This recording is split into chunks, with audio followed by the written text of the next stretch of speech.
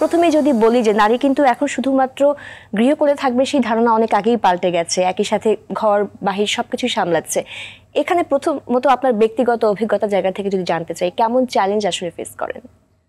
নারীদের জন্য যদি চ্যালেঞ্জের জায়গা বলি, সেই চ্যালেঞ্জ তো আসলে আমার মনে হয় জীবনে প্রথম স্টেপ নেওয়ার পর থেকে শুরু হয়। সেটা শিক্ষা জীবন শেষ করে ক্যারিয়ারে প্রবেশ করা, তার আগে তার হচ্ছে যে ফ্যামিলি লাইফে ঢোকা। সেখান থেকে আসলে প্রত্যেকটা জায়গায় আপনি যখন নারী এবং পুরুষকে একসাথে আসলে দাঁড় করিয়ে দেন একটা জায়গায় দৌড়ানোর জন্য, তখন দেখা যায় যে মেয়েটাকে পেছন থেকে টেনে ধরা হয় যে তুমিও দৌড়াও, আর ছেলেটা হচ্ছে ফ্রি হ্যান্ড দৌড়াচ্ছে।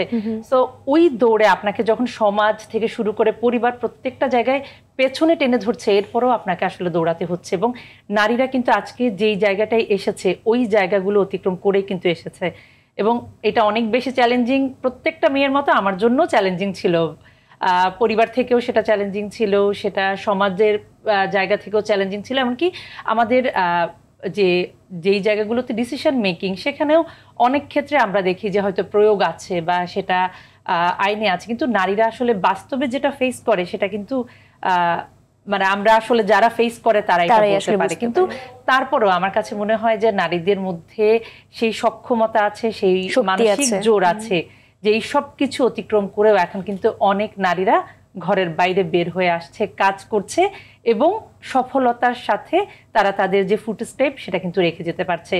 তো আমার ক্ষেত্রে জিজ্ঞেস করছিলেন যে আমার ক্ষেত্রে বিষয়টা এত সহজ ছিল না।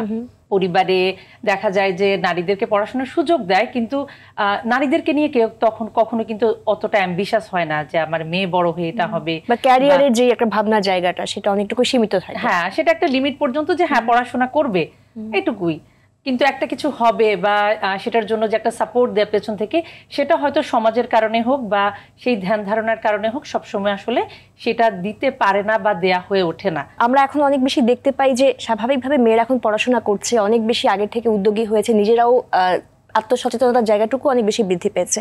কিন্তু ক্যারিয়ারের একটা জায়গায় গিয়ে মনে হয় আরো অনেকের ডিসিশনগুলোকে আসলে তাদের উপর চাপিয়ে দেওয়া হয়, বা একটা সেফটি সিকিউরিটির কথা বলে কিন্তু তারা চাইলেও তাদের ক্যারিয়ারটাকে যেভাবে তারা চিন্তা করছে সেটা নিতে পারে না।